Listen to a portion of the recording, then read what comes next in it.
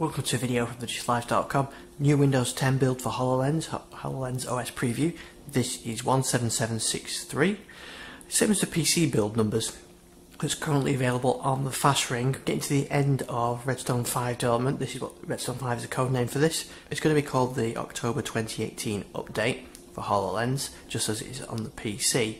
There's not a lot to show you in this build video actually, because there's no changes.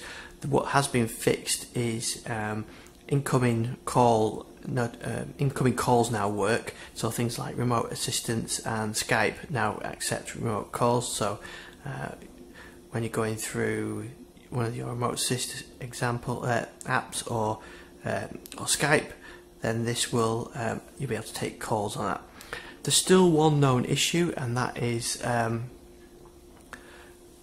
that there may be some frame rate issues, and I'll show you where the details of this are.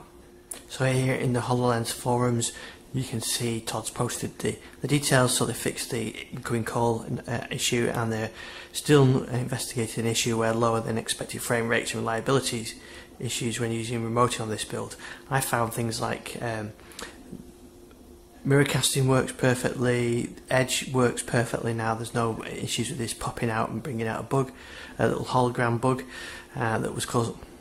So Edge works perfectly now, so when you're scrolling around it doesn't pop out with little things. I've had a couple of crashes of the UI and it sort of restarts itself, but other than that it's been really good. So definitely looking good. This release has a lot of nice new features in it, like notifications and things like that.